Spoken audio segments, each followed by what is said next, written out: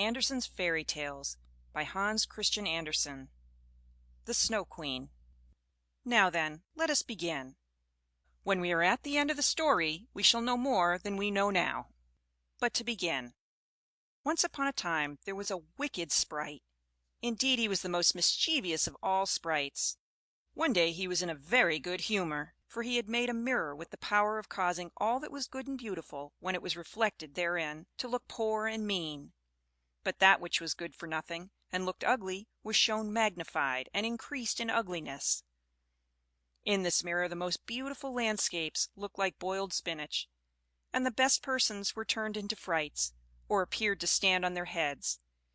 Their faces were so distorted that they were not to be recognized, and if anyone had a mole, you might be sure that it would be magnified and spread over both nose and mouth. "That's glorious fun," said the sprite. If a good thought passed through a man's mind, then a grin was seen in the mirror, and the sprite laughed heartily at his clever discovery. All the little sprites who went to his school, for he kept a sprite school, told each other that a miracle had happened, and that now, only, as they thought, it would be possible to see how the world really looked. They ran about with the mirror, and at last there was not a land or a person who was not represented distorted in the mirror. So then they thought they would fly up to the sky and have a joke there. The higher they flew with the mirror, the more terribly it grinned. They could hardly hold it fast. Higher and higher still they flew, nearer and nearer to the stars, when suddenly the mirror shook so terribly with grinning that it flew out of their hands and fell to the earth, where it was dashed in 100,000,000 and more pieces. And now it worked much more evil than before, for some of these pieces were hardly so large as a grain of sand, and they flew about in the wide world, and when they got into people's eyes, there they stayed, and then people saw everything perverted, or only had an eye for that which was evil. This happened because the very smallest bit had the same power which the whole mirror had possessed. Some persons even got a splinter in their heart, and then it made one shudder, for their heart became like a lump of ice. Some of the broken pieces were so large that they were used for window panes, through which one could not see one's friends. Other pieces were put in spectacles, and that was a sad affair when people put on their glasses to see well and rightly. Then the wicked sprite laughed till he almost choked, for all this tickled his fancy. The fine splinters still flew about in the air, and now we shall hear what happened next. Second story. A little boy and a little girl. In a large town where there are so many houses and so many people that there is no roof left for everybody to have a little garden, and where on this account most persons are obliged to content themselves with flowers in pots, there lived two little children, who had a garden somewhat larger than a flower pot. They were not brother and sister, but they cared for each other as much as if they were. Their parents lived exactly opposite. They inhabited two garrets, and where the roof of the one house joined that of the other, and the gutter ran along the extreme end of it, there was to each house a small window. One needed only to step over the gutter to get from one window to the other.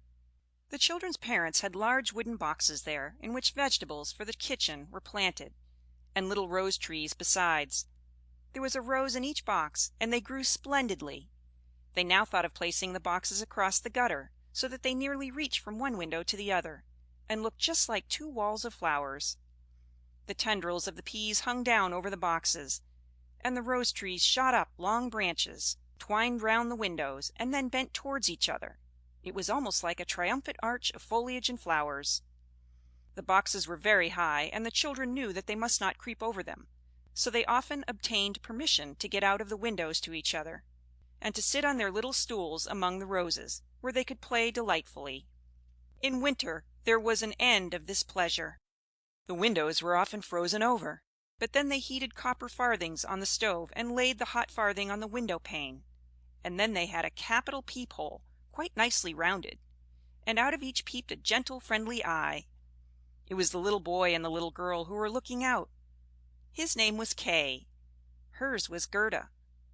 In summer, with one jump they could get to each other, but in winter they were obliged first to go down the long stairs, and then up the long stairs again, and out of doors there was quite a snowstorm. "It is the white bees that are swarming," said Kay's old grandmother. "Do the white bees choose a queen?" asked the little boy, for he knew that the honey bees always have one. "Yes," said the grandmother. "She flies where the swarm hangs in the thickest clusters. She is the largest of all, and she can never remain quietly on the earth, but goes up again into the black clouds. Many a winter's night she flies through the streets of the town and peeps in at the windows, and they then freeze in so wondrous a manner that they look like flowers." "Yes, I have seen it," said both the children, and so they knew that it was true. "Can the Snow Queen come in?" said the little girl. "Only let her come in," said the little boy. "Then I'd put her on the stove and she'd melt." And then his grandmother patted his head and told him other stories. In the evening, when little Kay was at home and half undressed, he climbed up on the chair by the window and peeped out of the little hole. A few snowflakes were falling, and one, the largest of all, remained lying on the edge of a flower pot. The flake of snow grew larger and larger, and at last it was like a young lady, dressed in the finest white gauze, made of a million little flakes like stars. She was so beautiful and delicate, but she was of ice, of dazzling, sparkling ice, yet she lived. Her eyes gazed fixedly like two stars, but there was neither quiet nor repose in them. She nodded towards the window, and beckoned with her hand. The little boy was frightened and jumped down from the chair. It seemed to him as if at the same moment a large bird flew past the window. The next day it was a sharp frost, and the spring came. The sun shone, the green leaves appeared, the swallows built their nests, the windows were open, and the little children again sat in their pretty garden, high up on the leads at the top of the house. That summer the roses flowered in unwonted beauty. The little girl had learned a hymn, in which there was something about roses, and then she thought of her own flowers, and she sang the verse to the little boy, who then sang it with her. "The rose in the valley is blooming so sweet, and angels descend there the children to greet." And the children held each other by the hand, kissed the roses, looked up at the clear sunshine, and spoke as though they really saw angels there. What lovely summer days those were! How delightful to be out in the air, near the fresh rose bushes, that seem as if they would never finish blossoming. Kay and Gerda looked at the picture book full of beasts and of birds, and it was then, the clock in the church tower was just striking 5, that Kay said, "Oh, I feel such a sharp pain in my heart, and now something has got into my eye." The little girl put her arms around his neck. He winked his eyes. Now there was nothing to be seen. "I think it is out now," said he, but it was not. It was just one of those pieces of glass from the magic mirror that had got into his eye, and poor Kay had got another piece right in his heart. It will soon become like ice. It did not hurt any longer, but there it was. "What are you crying for?" asked he. "You look so ugly. There's nothing the matter with me." "Oh," he said at once, "that rose is cankered, and look, this one is quite crooked. After all, these roses are very ugly. They are just like the box they are planted in." And then he gave the box a good kick with his foot, and pulled both the roses up. "What are you doing?" cried the little girl. And as he perceived her fright, he pulled up another rose, got in at the window, and hastened off from dear little Gerda. Afterwards, when she brought her picture book, he asked, "What horrid beasts have you there?" And if his grandmother told him stories, he always interrupted her. Besides, if he could manage it, he would get behind her, put on her spectacles, and imitate her way of speaking. He copied all her ways, and then everybody laughed at him. He was soon able to imitate the gait and manner of everyone in the street. Everything that was peculiar and displeasing in them that Kay knew how to imitate, and at such times all the people said, "The boy is certainly very clever." But it was the glass he had got in his eye, the glass that was sticking in his heart, which made him tease even little Gerda, whose whole soul was devoted to him. His games now were quite different to what they had formerly been. They were so very knowing. One winter's day, when the flakes of snow were flying about, he spread the skirts of his blue coat and caught the snow as it fell. "Look through this glass, Gerda," said he, and every flake seemed larger and appeared like a magnificent flower or beautiful star. It was splendid to look at. "Look, how clever!" said Kay. "That's much more interesting than real flowers. They are as exact as possible. There is not a fault in them if they did not melt." It was not long after this that Kay came one day with large gloves on, and his little sledge at his back, and bawled right into Gerda's ears, "I have permission to go out into the square where the others are playing." And off he was in a moment. There in the market place some of the boldest of the boys used to tie their sledges to the carts as they passed by, and so they were pulled along, and got a good ride. It was so capital! Just as they were in the very height of their amusement, a large sledge passed by. It was painted quite white, and there was someone in it wrapped up in a rough white mantle of fur, with a rough white fur cap on his head. The sledge drove round the square twice, and Kay tied on his sledge as quickly as he could, and off he drove with it. On they went quicker and quicker into the next street, and the person who drove turned round to Kay and nodded to him in a friendly manner, just as if they knew each other. Every time he was going to untie his sledge, the person nodded to him, and then Kay sat quiet. And so on they went till they came outside the gates of the town. Then the snow began to fall so thickly that the little boy could not see an arm's length before him. But still on he went, when suddenly he let go the string he held in his hand in order to get loose from the sledge. But it was of no use. Still the little vehicle rushed on with the quickness of the wind. He then cried as loud as he could, but no one heard him. The snow drifted and the sledge flew on, and sometimes it gave a jerk as though they were driving over hedges and ditches. He was quite frightened, and he tried to repeat the Lord's Prayer, but all he could do, he was only able to remember the multiplication table. The snowflakes grew larger and larger, till at last they looked just like great white fowls. Suddenly they flew on one side, the large sled stopped, and the person who drove rose up. It was a lady. Her cloak and cap were of snow. She was tall and of slender figure, and of a dazzling whiteness. It was the Snow Queen. "We have traveled fast," said she, "but it is freezingly cold. Come under my bearskin." And she put him in the sledge beside her, wrapped the fur around him, and he felt as though he were sinking in a snow wreath. "Are you still cold?" asked she, and then she kissed his forehead. Ah, it was colder than ice. It penetrated to his very heart, which was already almost a frozen lump. It seemed to him as if he were about to die. But a moment more and it was quite congenial to him, and he did not remark the cold that was around him. "My sledge! Do not forget my sledge!" It was the first thing he thought of. It was there tied to one of the white chickens, who flew along with it on his back behind the large sledge. The Snow Queen kissed Kay once more, and then he forgot little Gerda, grandmother, and all whom he had left at his home. "Now you will have no more kisses," said she, "or else I should kiss you to death." Kay looked at her. She was very beautiful. A more clever or a more lovely countenance he could not fancy to himself, and she no longer appeared of ice as before when she sat outside the window and beckoned to him. In his eyes she was perfect. He did not fear her at all, and told her that he could calculate in his head and with fractions even, that he knew the number of square miles there were in the different countries, and how many inhabitants they contained, and she smiled while he spoke.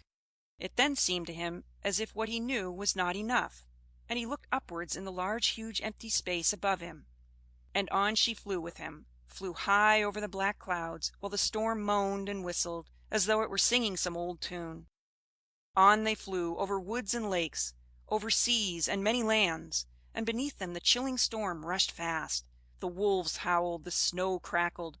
Above them flew large screaming crows, but higher up appeared the moon, quite large and bright, and it was on it that Kay gazed during the long, long winter's night, while by day he slept at the feet of the Snow Queen. Third Story. Of the Flower Garden at the Old Woman's Who Understood Witchcraft. But what became of little Gerda when Kay did not return? Where could he be? Nobody knew. Nobody could give any intelligence. All the boys knew was that they had seen him tie his sledge to another large and splendid one, which drove down the street and out of the town.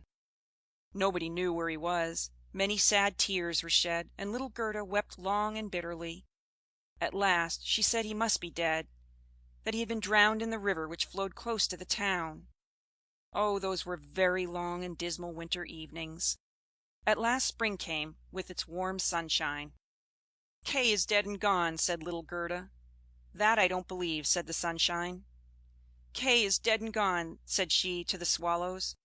"That I don't believe," said they, and at last little Gerda did not think so any longer either.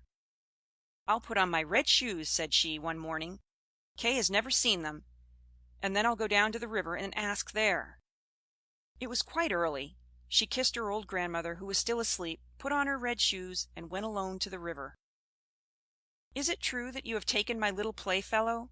I will make you a present of my red shoes if you will give him back to me." And, as it seemed to her, the blue waves nodded in a strange manner. Then she took off her red shoes, the most precious things she possessed, and threw them both into the river. But they fell close to the bank, and the little waves bore them immediately to land. It was as if the stream would not take what was dearest to her, for in reality it had not got little Kay. But Gerda thought that she had not thrown the shoes out far enough. So she clambered into a boat which lay among the rushes, went to the furthest end, and threw out the shoes. But the boat was not fastened, and the motion which she occasioned made it drift from the shore. She observed this, and hastened to get back, but before she could do so, the boat was more than a yard from the land, and was gliding quickly onward. Little Gerda was very frightened, and began to cry, but no one heard her except the sparrows, and they could not carry her to land, but they flew along the bank and sang as if to comfort her. "Here we are! Here we are!" The boat drifted with the stream. Little Gerda sat quite still without shoes, for they were swimming behind the boat, but she could not reach them, because the boat went much faster than they did. The banks on both sides were beautiful, lovely flowers, venerable trees, and slopes with sheep and cows, but not a human being was to be seen. "Perhaps the river will carry me to little Kay," said she. And then she grew less sad. She rose and looked for many hours at the beautiful green banks. Presently she sailed by a large cherry orchard, where was a little cottage with curious red and blue windows. It was thatched, and before it 2 wooden soldiers stood sentry, and presented arms when anyone went past. Gerda called to them, for she thought they were alive, but they of course did not answer. She came close to them, for the stream drifted the boat quite near the land. Gerda called still louder, and an old woman then came out of the cottage, leaning upon a crooked stick. She had a large broad-brimmed hat on, painted with the most splendid flowers. "Poor little child," said the old woman, "how did you get upon the large rapid river to be driven about so in the wide world?" And then the old woman went into the water, caught hold of the boat with her crooked stick, drew it to the bank, and lifted little Gerda out. And Gerda was so glad to be on dry land again, but she was rather afraid of the strange old woman. "But come and tell me who you are, and how you came here," said she. And Gerda told her all, and the old woman shook her head and said, "Aha! Aha!" And when Gerda had told her everything, and asked her if she had not seen little Kay, the woman answered that he had not passed there, but he no doubt would come. And she told her not to be cast down, but taste her cherries, which were finer than any in a picture book, each of which could tell a whole story. She then took Gerda by the hand, led her into the little cottage, and locked the door. The windows were very high up, the glass was red, blue, and green, and the sunlight shone through quite wondrously in all sorts of colors. On the table stood the most exquisite cherries, and Gerda ate as many as she chose, for she had permission to do so. While she was eating, the old woman combed her hair with a golden comb, and her hair curled and shone with a lovely golden color around that sweet little face, which was so round and so like a rose. "I have often longed for such a dear little girl," said the old woman. "Now you shall see how well we agree together." And while she combed little Gerda's hair, the child forgot her foster brother Kay more and more. For the old woman understood magic, but she was no evil being. She only practiced witchcraft a little for her own private amusement, and now she wanted very much to keep little Gerda. She therefore went out in the garden, stretched out her crooked stick towards the rose bushes, which, beautifully as they were blowing, all sank into the earth, and no one could tell where they had stood. The old woman feared that if Gerda should see the roses, she would then think of her own, would remember little Kay, and run away from her. She now led Gerda into the flower garden. Oh, what odor and what loveliness was there! Every flower that one could think of, and every season, stood there in fullest bloom. No picture book could be gayer or more beautiful. Gerda jumped for joy, and played till the sun set behind the tall cherry tree.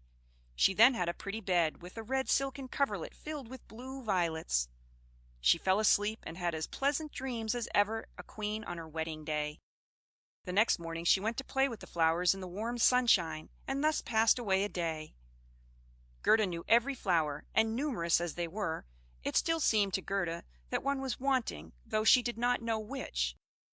One day, while she was looking at the hat of the old woman painted with flowers, the most beautiful of them all seemed to her to be a rose. The old woman had forgotten to take it from her hat when she made the others vanish in the earth. But so it is, as one's thoughts are not collected. "What!" said Gerda, "are there no roses here?" And she ran about amongst the flower beds and looked, but there was not one to be found. She then sat down and wept, but her hot tears fell just where a rose bush had sunk. And when her warm tears watered the ground, the tree shot up suddenly, as fresh and blooming as when it had been swallowed up. Gerda kissed the roses, thought of her own dear roses at home, and with them of little Kay. "Oh, how long I have stayed!" said the little girl. "I intended to look for Kay. Don't you know where he is?" she asked of the roses. "Do you think he is dead and gone?" "Dead he certainly is not," said the roses. "We have been in the earth where all the dead are, but Kay was not there." "Many thanks," said little Gerda, and she went to the other flowers, looked into their cups, and asked, "Don't you know where little Kay is?"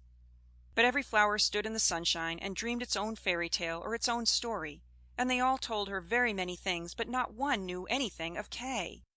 Well, what did the tiger lily say? "Hearest thou not the drum? Boom, boom. Those are the only two tones. Always boom, boom. Hark to the plaintive song of the old woman, to the call of the priests. The Hindu woman in her long robe stands upon the funeral pile. The flames rise around her and her dead husband, but the Hindu woman thinks on the living one in the surrounding circle, on him whose eyes burn hotter than the flames, on him the fire of whose eyes pierces her heart more than the flames which soon will burn her body to ashes. Can the heart's flame die in the flame of the funeral pile?" "I don't understand that at all," said little Gerda. "That is my story," said the lily. "What did the convolvulus say?" "Projecting over a narrow mountain path, there hangs an old feudal castle. Thick evergreens grow on the dilapidated walls and around the altar, where a lovely maiden is standing. She bends over the railing and looks out upon the rose. No fresher rose hangs on the branches than she. No apple blossom carried away by the wind is more buoyant. How her silken robe is rustling! Is he not yet come?" "Is it Kay that you mean?" asked little Gerda. "I'm speaking about my story, about my dream," answered the convolvulus. "What did the snowdrop say?" "Between the trees a long board is hanging. It is a swing. Two little girls are sitting in it, and swing themselves backwards and forwards. Their frocks are as white as snow, and long green silk ribbons flutter from their bonnets. Their brother, who is older than they are, stands up in the swing. He twines his arms round the cords to hold himself fast, for in one hand he has a little cup, and in the other a clay pipe. He is blowing soap bubbles. The swing moves, and the bubbles float in charming changing colors. The last is still hanging to the end of the pipe, and rocks in the breeze. The swing moves. The little black dog, as light as a soap bubble, jumps up on his hind legs to try to get into the swing. It moves. The dog falls down, barks, and is angry. They tease him. The bubble bursts. A swing, a bursting bubble. Such is my song." "What you relate may be very pretty, but you tell it in so melancholy a manner, and do not mention Kay." "What do the hyacinths say?" "There were once upon a time three sisters, quite transparent and very beautiful.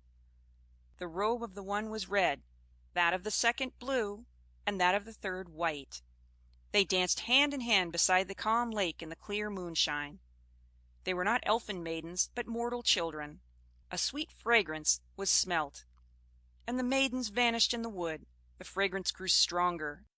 Three coffins, and in them three lovely maidens, glided out of the forest and across the lake. The shining glowworms flew round like little floating lights.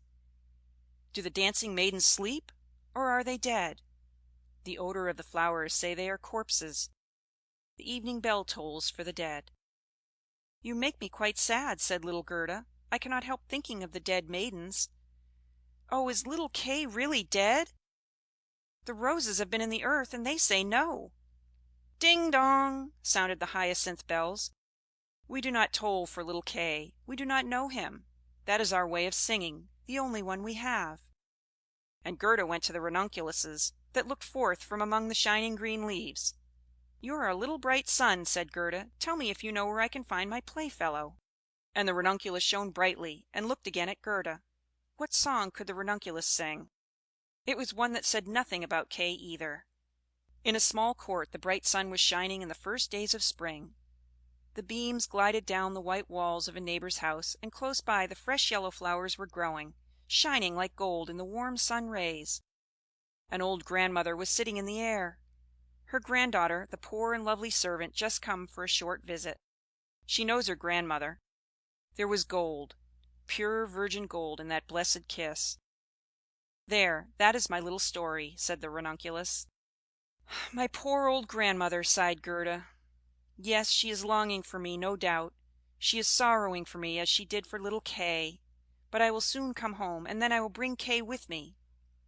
It is of no use asking the flowers. They only know their own old rhymes, and can tell me nothing." And she tucked up her frock to enable her to run quicker. But the narcissus gave her a knock on the leg just as she was going to jump over it.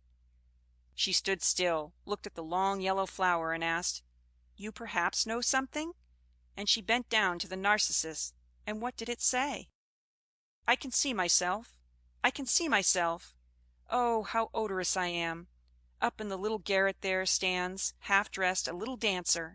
She stands now on one leg, now on both. She despises the whole world, yet she lives only in imagination. She pours water out of the teapot over a piece of stuff which she holds in her hand. It is the bodice. Cleanliness is a fine thing. The white dress is hanging on the hook. It was washed in the teapot, and dried on the roof. She puts it on, ties a saffron-colored kerchief round her neck, and then the gown looks whiter. I can see myself. I can see myself."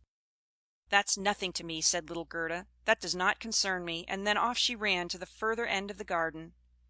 The gate was locked, but she shook the rusted bolt till it was loosened, and the gate opened, and little Gerda ran off barefooted into the wide world. She looked round her thrice, but no one followed her. At last she could run no longer. She sat down on a large stone, and when she looked about her, she saw that the summer had passed.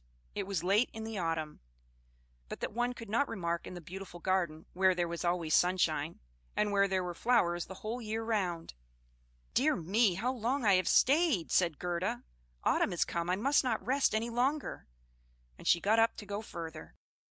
Oh, how tender and wearied her little feet were! All around it looked so cold and raw. The long willow leaves were quite yellow, and the fog dripped from them like water. One leaf fell after the other. The sloes only stood full of fruit, which set one's teeth on edge. Oh, how dark and comfortless it was in the dreary world! Fourth Story. The Prince and Princess. Gerda was obliged to rest herself again, when exactly opposite to her a large raven came hopping over the white snow. He had long been looking at Gerda and shaking his head, and now he said, "Caw, caw! Good day, good day!" He could not say it better, but he felt a sympathy for the little girl, and asked her where she was going all alone. The word "alone" Gerda understood quite well, and felt how much was expressed by it. So she told the raven her whole history, and asked if he had not seen Kay. The raven nodded very gravely, and said, "It may be, it may be." "What, do you really think so?" cried the little girl, and she nearly squeezed the raven to death, so much did she kiss him. "Gently, gently," said the raven. "I think I know. I think that it may be little Kay. But now he has forgotten you for the princess." "Does he live with a princess?" asked Gerda. "Yes, listen," said the raven. "But it will be difficult for me to speak your language. If you understand the raven language, I can tell you better." "No, I have not learnt it," said Gerda. "But my grandmother understands it, and she can speak gibberish too. I wish I had learnt it." "No matter," said the raven. "I will tell you as well as I can. However, it will be bad enough." And then he told all he knew.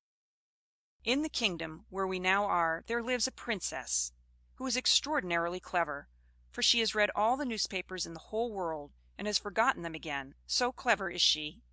She was lately, it is said, sitting on her throne, which is not very amusing after all, when she began humming an old tune, and it was just, 'Oh, why should I not be married?' That song is not without its meaning," said she, and so then she was determined to marry, but she would have a husband who knew how to give an answer when he was spoken to, not one who looked only as if he were a great personage, for that is so tiresome. She then had all the ladies of the court drummed together, and when they heard her intention, all were very pleased, and said, "We are very glad to hear it. It is the very thing we were thinking of." "You may believe every word I say," said the Raven, "for I have a tame sweetheart that hops about in the palace quite free, and it was she who told me all this." The newspapers appeared forthwith, with a border of hearts and the initials of the Princess, and therein you might read that every good-looking young man was at liberty to come to the palace and speak to the Princess, and he who spoke in such wise as showed he felt himself at home there, that one the Princess would choose for her husband. "Yes, yes," said the Raven, "you may believe it. It is as true as I am sitting here. People came in crowds. There was a crush and a hurry, but no one was successful either on the first or second day. They could all talk well enough when they were out in the street, but as soon as they came inside the palace gates, and saw the guard richly dressed in silver, and the lackeys in gold on the staircase, and the large illuminated saloons, then they were abashed, and when they stood before the throne on which the Princess was sitting, all they could do was to repeat the last word they had uttered, and to hear it again did not interest her very much. It was just as if the people within were under a charm, and had fallen into a trance until they had came out again into the street. For then, oh then, they could chatter enough. There was a whole row of them standing from the town gates to the palace. I was there myself to look," said the Raven. "They grew hungry and thirsty, but from the palace they got nothing whatever, not even a glass of water. Some of the cleverest, it is true, had taken bread and butter with them, but none shared it with his neighbor, for each thought, 'Let him look hungry, and then the Princess won't have him.'" "But Kay, little Kay," said Gerda, "when did he come? Was he among the number?" "Patience, patience, we are just come to him. It was on the third day, when a little personage without horse or equipage came marching right boldly up to the palace. His eyes shone like yours. He had beautiful long hair, but his clothes were very shabby." "That was Kay!" cried Gerda with a voice of delight. "Oh, now I've found him!" and she clapped her hands for joy. "He had a little knapsack at his back," said the Raven. "No, that was certainly his sledge," said Gerda, "for when he went away he took his sledge with him." "That may be," said the Raven. "I did not examine him so minutely, but I know from my tame sweetheart that when he came into the courtyard of the palace, and saw the bodyguard in silver, the lackeys on the staircase, he was not the least abashed. He nodded, and said to them, 'It must be very tiresome to stand on the stairs. For my part, I shall go in.' The saloons were gleaming with lustres. Privy councillors and excellencies were walking about barefooted, and wore gold keys. It was enough to make any one feel uncomfortable. His boots creaked, too, so loudly, but still he was not at all afraid." "That's Kay for certain," said Gerda. "I know he had on new boots. I have heard them creaking in Grandmamma's room." "Yes, they creaked," said the Raven, and on he went boldly up to the Princess, who was sitting on a pearl as large as a spinning wheel. All the ladies of the court with their attendants and attendants' attendants, and all the cavaliers with their gentlemen and gentlemen's gentlemen, stood round, and the nearer they stood to the door the prouder they looked. It was hardly possible to look at the gentleman's gentleman, so very haughtily did he stand in the doorway. "It must have been terrible," said little Gerda. "And did Kay get the Princess?" "Were I not a Raven, I should have taken the Princess myself, although I am promised. It is said he spoke as well as I speak when I talk Raven language. This I learned from my tame sweetheart. He was bold and nicely behaved. He had not come to woo the Princess, but only to hear her wisdom. She pleased him, and he pleased her." "Yes, yes, for certain that was Kay," said Gerda. "He was so clever, he could reckon fractions in his head. Oh, won't you take me to the palace?" "That is very easily said," answered the Raven. "But how are we to manage it?" "I'll speak to my tame sweetheart about it. She must advise us. For so much I must tell you, such a little girl as you are will never get permission to enter." "Oh, yes, I shall," said Gerda. "When Kay hears that I am here, he will come out directly to fetch me." "Wait for me here on these steps," said the Raven. He moved his head backwards and forwards and flew away. The evening was closing in when the Raven returned. "Caw, caw," said he. "She sends you her compliments. And here is a roll for you. She took it out of the kitchen, where there is bread enough. You are hungry, no doubt. It is not possible for you to enter the palace, for you are barefooted. The guards in silver, and the lackeys in gold, would not allow it. But do not cry, you shall come in still. My sweetheart knows a little back stair that leads to the bedchamber, and she knows where she can get the key of it." And they went into the garden in the large avenue, where one leaf was falling after the other. And when the lights in the palace had all gradually disappeared, the Raven led little Gerda to the back door, which stood half open. Oh, how Gerda's heart beat with anxiety and longing! It was just as if she had been about to do something wrong, and yet she only wanted to know if little Kay was there. Yes, he must be there. She called to mind his intelligent eyes and his long hair so vividly.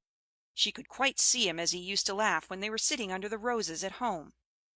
He will no doubt be glad to see you, to hear what a long way you have come for his sake, to know how unhappy all at home were when he did not come back. Oh, what a fright and joy it was! They were now on the stairs. A single lamp was burning there, and on the floor stood the tame Raven, turning her head on every side and looking at Gerda, who bowed as her grandmother had taught her to do. "My intended has told me so much good of you, my dear young lady," said the tame Raven. "Your tale is very affecting. If you will take the lamp, I will go before. We will go straight on, for we shall meet no one." "I think there is somebody just behind us," said Gerda, and something rushed past. It was like shadowy figures on the wall, horses with flowing manes and thin legs, huntsmen, ladies, and gentlemen on horseback. "They are only dreams," said the Raven. "They come to fetch the thoughts of the high personages to the chase. 'Tis well, for now you can observe them in bed all the better. But let me find, when you enjoy honor and distinction, that you possess a grateful heart." "Tut! That's not worth talking about," said the Raven of the Woods. They now entered the first saloon, which was of rose-color satin, with artificial flowers on the wall. Here the dreams were rushing past, but they hastened by so quickly that Gerda could not see the high personages. One hall was more magnificent than the other. One might indeed well be abashed. And at last they came into the bedchamber. The ceiling of the room resembled a large palm tree with leaves of glass, of costly glass. And in the middle, from a thick golden stem, hung two beds, each of which resembled a lily. One was white, and in this lay the princess. The other was red, and it was here that Gerda was to look for little Kay. She bent back one of the red leaves, and saw a brown neck. Oh, that was Kay! She called him quite loud by name, held the lamp towards him. The dreams rushed back again into the chambers. He awoke, turned his head, and it was not little Kay. The prince was only like him about the neck, but he was young and handsome. And out of the white lily leaves the princess peeped, too, and asked what was the matter. Then little Gerda cried, and told her whole story, and all that the Raven had done for her. "Poor little thing!" said the prince and the princess. They praised the Ravens very much, and told them they were not at all angry with them, but they were not to do so again. However, they should have a reward. "Will you fly about here at liberty?" asked the princess, "or would you like to have a fixed appointment as court ravens, with all the broken bits from the kitchen?" And both the Ravens nodded, and begged for a fixed appointment, for they thought of their old age, and said, "It's a good thing to have a provision for our old days." And the prince got up and let Gerda sleep in his bed, and more than this he could not do. She folded her little hands and thought, "How good men and animals are!" and she then fell asleep and slept soundly. All the dreams flew in again, and they now looked like the angels. They drew a little sledge, in which little Kay sat and nodded his head, but the whole was only a dream, and therefore it all vanished as soon as she awoke. The next day she was dressed from head to foot in silk and velvet. They offered to let her stay at the palace, and lead a happy life, but she begged to have a little carriage with a horse in front, and for a small pair of shoes. Then she said she would again go forth in the wide world and look for Kay. Shoes and a muff were given her. She was, too, dressed very nicely, and when she was about to set off, a new carriage stopped before the door. It was of pure gold, and the arms of the prince and princess shone like a star upon it. The coachman, the footmen, and the outriders, for outriders were there too, all wore golden crowns. The prince and the princess assisted her in the carriage themselves, and wished her all success. The Raven of the Woods, who was now married, accompanied her for the first 3 miles. He sat beside Gerda, for he could not bear riding backwards. The other Raven stood in the doorway and flapped her wings. She could not accompany Gerda because she suffered from headaches since she had had a fixed appointment and ate so much. The carriage was lined inside with sugar plums. and in the seats were fruits and gingerbread. "Farewell, farewell!" cried Prince and Princess, and Gerda wept, and the Raven wept. Thus passed the first miles, and then the Raven bade her farewell. And this was the most painful separation of all. He flew into a tree, and beat his black wings as long as he could see the carriage that shone from afar like a sunbeam. Fifth Story. The Little Robber Maiden. They drove through the dark wood, but the carriage shone like a torch, and it dazzled the eyes of the robbers so that they could not bear to look at it. "'Tis gold! 'Tis gold!" they cried, and they rushed forward, seized the horses, knocked down the little postilion, the coachman, and the servants, and pulled little Gerda out of the carriage. "How plump, how beautiful she is! She must have been fed on nut kernels," said the old female robber, who had a long scrubby beard, and bushy eyebrows that hung down over her eyes. "She is as good as a fatted lamb. How nice she will be!" And then she drew out a knife, the blade of which shone so that it was quite dreadful to behold. "Oh!" cried the woman at the same moment. She had been bitten in the ear by her own little daughter, who hung at her back, and who was so wild and unmanageable that it was quite amusing to see her. "You naughty child!" said the mother. And now she had not time to kill Gerda. "She shall play with me," said the little robber child. "She shall give me her muff, and her pretty frock. She shall sleep in my bed." And then she gave her mother another bite, so that she jumped and ran round with the pain, and the robbers laughed and said, "Look how she is dancing with the little one." "I will go into the carriage," said the little robber maiden. And she would have her will, for she was very spoiled and very headstrong. She and Gerda got in, and then away they drove over the stumps of felled trees, deeper and deeper into the woods. The little robber maiden was tall as Gerda, but stronger, broader shouldered, and of dark complexion. Her eyes were quite black; they looked almost melancholy. She embraced little Gerda, and said, "They shall not kill you as long as I am not displeased with you. You are doubtless a princess?" "No," said little Gerda, who then related all that had happened to her, and how much she cared about little Kay. The little robber maiden looked at her with a serious air, nodded her head slightly, and said, "They shall not kill you, even if I am angry with you. Then I will do it myself." And she dried Gerda's eyes, and put both hands in the handsome muff, which was so soft and warm. At length the carriage stopped. They were in the midst of the courtyard of a robber's castle. It was full of cracks from top to bottom, and out of the openings magpies and rooks were flying. And the great bulldogs, each of which looked as if he could swallow a man, jumped up, but they did not bark, for that was forbidden. In the midst of the large old smoking hall burnt a great fire on the stone floor. The smoke disappeared under the stones, and had to seek its own egress.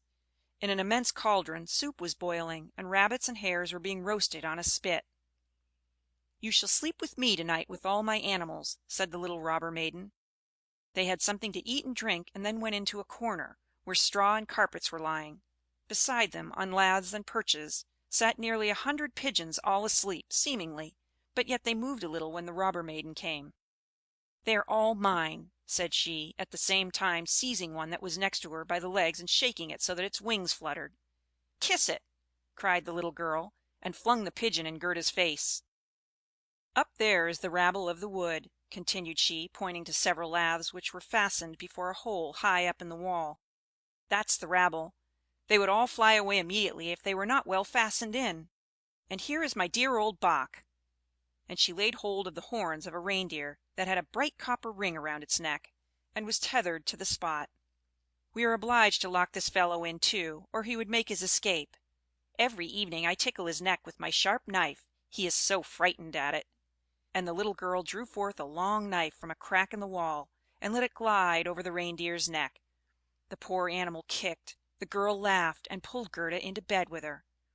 "Do you intend to keep your knife while you sleep?" asked Gerda, looking at it rather fearfully. "I always sleep with the knife," said the little robber maiden. "There is no knowing what may happen. But tell me now, once more, all about little Kay, and why you have started off in the wide world alone." And Gerda related all from the very beginning. The wood pigeons cooed above in their cage, and the others slept.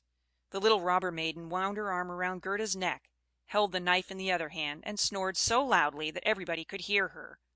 But Gerda could not close her eyes, for she did not know whether she was to live or die.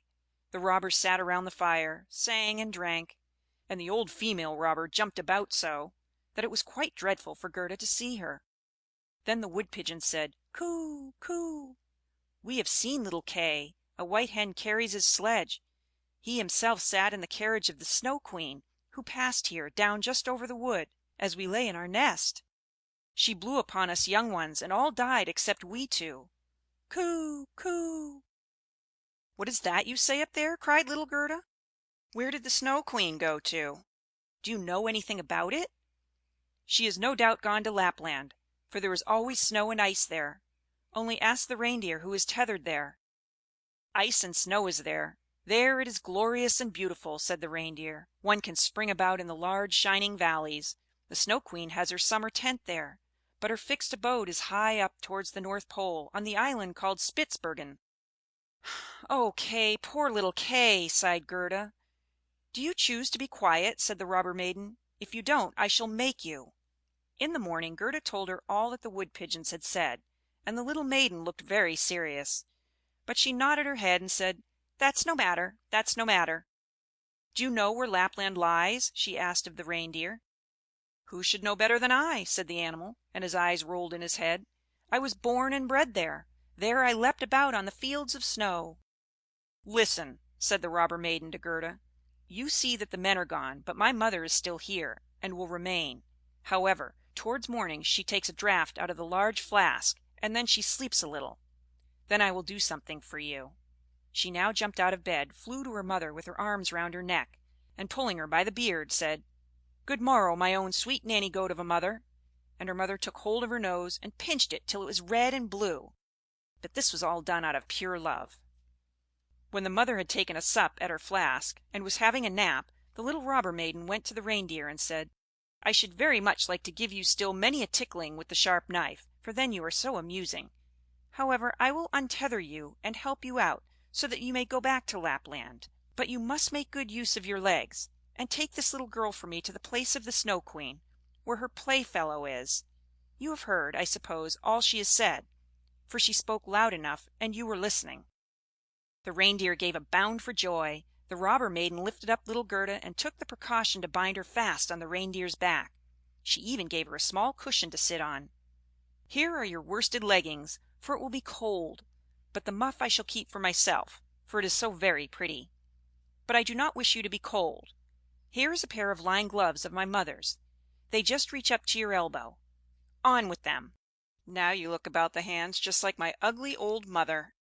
And Gerda wept for joy.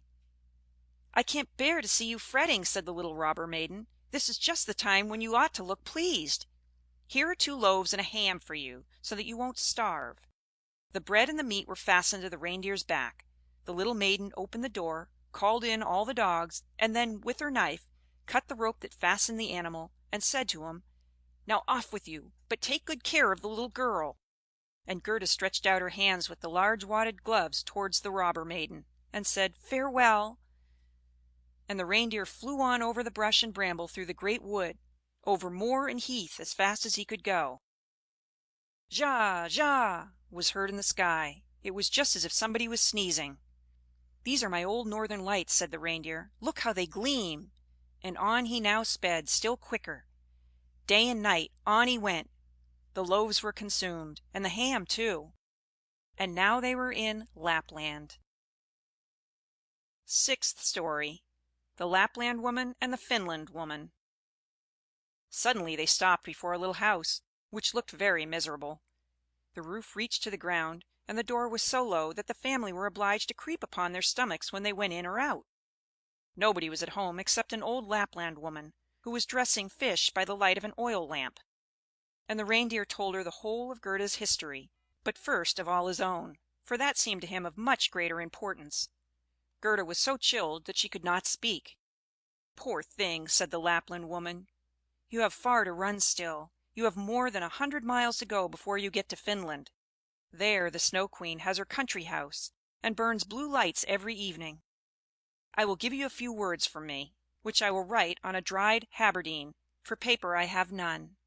This you can take with you to the Finland woman, and she will be able to give you more information than I can." When Gerda had warmed herself and had eaten and drunk, the Lapland woman wrote a few words on a dried haberdine, begged Gerda to take care of them, put her on the reindeer, bound her fast, and away sprang the animal. "Ja! Ja!" was again heard in the air. The most charming blue lights burned the whole night in the sky, and at last they came to Finland. They knocked at the chimney of the Finland woman, for as to a door she had none. There was such a heat inside that the Finland woman herself went about almost naked. She was diminutive and dirty.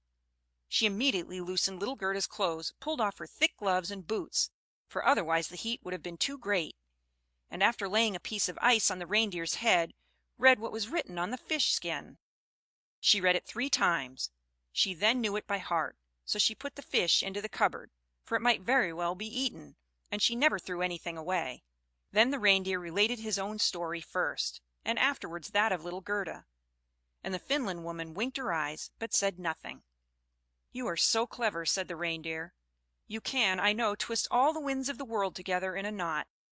If the seaman loosens one knot, then he has a good wind; if a second, then it blows pretty stiffly; if he undoes the third and fourth, then it rages so that the forests are upturned. Will you give the little maiden a potion, that she may possess the strength of 12 men and vanquish the Snow Queen?" "The strength of 12 men!" said the Finland woman. "Much good that would be!" Then she went to the cupboard and drew out a large skin rolled up. When she had unrolled it, strange characters were to be seen written thereon, and the Finland woman read at such a rate that the perspiration trickled down her forehead. But the reindeer begged so hard for little Gerda, and Gerda looked so imploringly with tearful eyes at the Finland woman, that she winked and drew the reindeer aside into a corner, where they whispered together, while the animal got some fresh ice put on his head. 'Tis true little Kay is at the Snow Queen's, and finds everything there quite to his taste, and he thinks it the very best place in the world. But the reason of that is, he has a splinter of glass in his eye and in his heart. These must be got out first, otherwise he will never go back to mankind, and the Snow Queen will retain her power over him. But can you give little Gerda nothing to take which will endue her with power over the whole?" "I can give her no more power than what she has already. Don't you see how great it is? Don't you see how men and animals are forced to serve her? How well she gets through the world barefooted? She must not hear of her power from us. That power lies in her heart, because she is a sweet and innocent child. If she cannot get to the Snow Queen by herself, and rid little Kay of the glass, we cannot help her. 2 miles hence the garden of the Snow Queen begins. Thither you may carry the little girl. Set her down by the large bush with red berries, standing in the snow. Don't stay talking, but hasten back as fast as possible." And now the Finland woman placed little Gerda on the reindeer's back, and off he ran with all imaginable speed. "Oh, I have not got my boots! I have not brought my gloves!" cried little Gerda. She remarked she was without them for the cutting frost, but the reindeer dared not stand still. On he ran till he came to the great bush with the red berries, and there he set Gerda down, kissed her mouth, while large bright tears flowed from the animal's eyes, and then back he went as fast as possible. There stood poor Gerda now, without shoes or gloves, in the very middle of dreadful icy Finland. She ran on as fast as she could. There then came a whole regiment of snowflakes, but they did not fall from above, and they were quite bright and shining from the aurora borealis. The flakes ran along the ground, and the nearer they came the larger they grew. Gerda remembered how large and strange the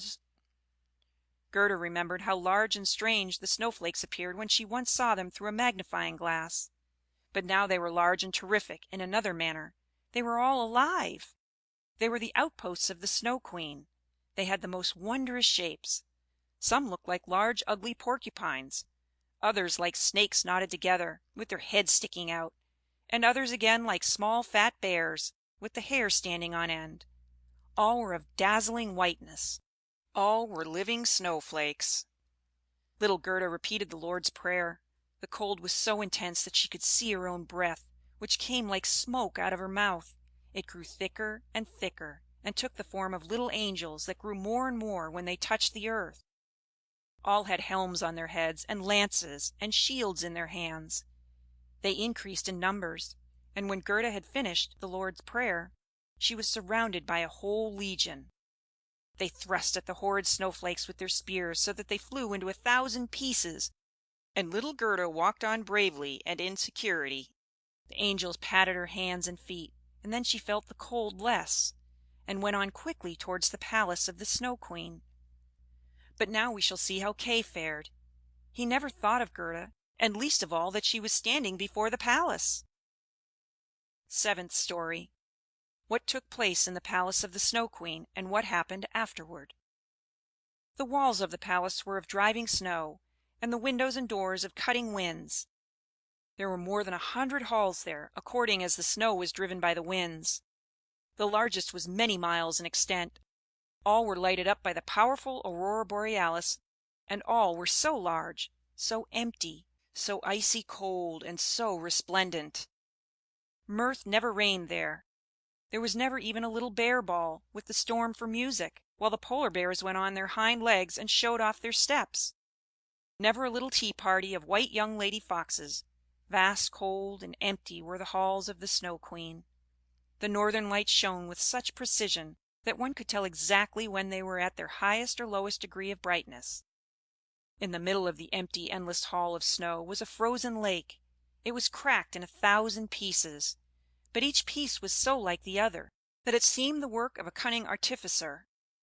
In the middle of this lake sat the Snow Queen when she was at home, and then she said she was sitting in the mirror of understanding, and that this was the only one and the best thing in the world. Little Kay was quite blue, yes, nearly black with cold, but he did not observe it, for she had kissed away all feeling of cold from his body, and his heart was a lump of ice. He was dragging along some pointed flat pieces of ice, which he laid together in all possible ways, for he wanted to make something with them, just as we have little flat pieces of wood to make geometrical figures with, called the Chinese puzzle. Kay made all sorts of figures, the most complicated, for it was an ice puzzle for the understanding. In his eyes the figures were extraordinarily beautiful, and of the utmost importance, for the bit of glass which was in his eye caused this. He found whole figures which represented a written word, but he never could manage to represent just the word he wanted. That word was eternity.